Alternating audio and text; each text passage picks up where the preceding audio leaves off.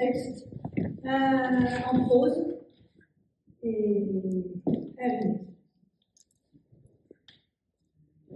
Qu'il est tout le temps où je goûtais la lumière, le parfum, les bruits et les odeurs du pays natal, se déroulent les images heureuses d'autrefois. Je revois les êtres que j'ai aimés, les entends penser en silence. Oui, dans ce silence impalpable de l'indéfini et de l'infini.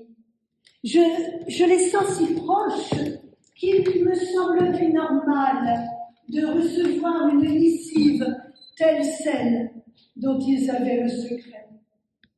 Les mots sur le papier blanc, les mots échappés du cœur, les mots doux ou violents, les mots d'amour, les mots de désespoir peut-être, mais les mots. Et j'imagine un courrier de toi qui n'est plus là. Pense à la vie. Pense aux jours qui fuient et ne reviendront pas.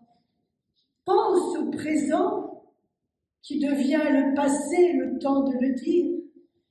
Tant de regrets de n'avoir pu t'aimer davantage, tant de désirs que le bonheur t'atteigne. Ne le laisse pas s'échapper. Bois les fleurs solitaires, respire la campagne sous le souffle du vent, cherche la prime verte au creux des buissons, fredonne le ciel, prends deux mains au creux de tes mains, enchante-le, avale-le, il est à toi. C'est ainsi que tu parlerais.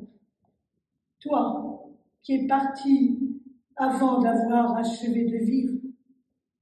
Je lis ces pages que chaque jour tu écrivais.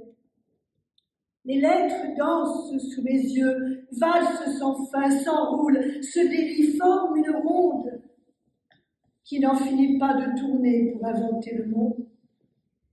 Elles sont poèmes aux jours chagrins, elles sont miracles aux nuits espoirs. Maman.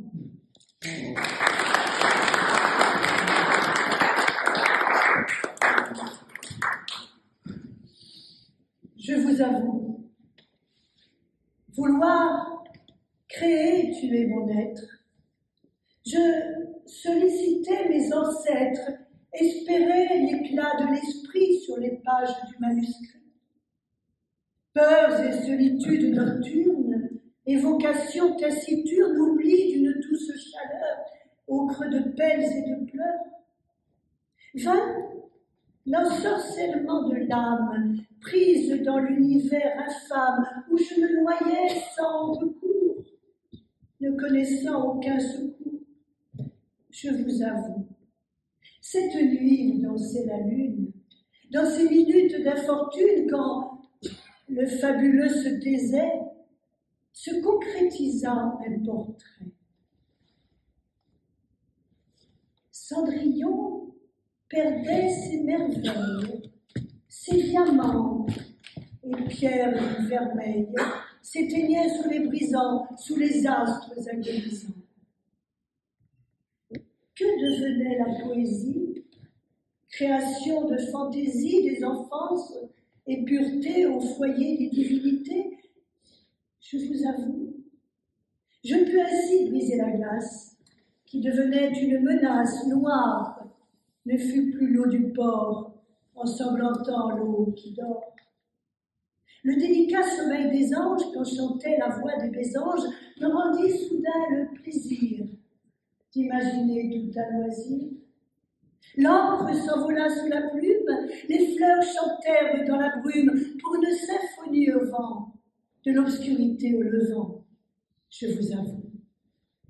Merci.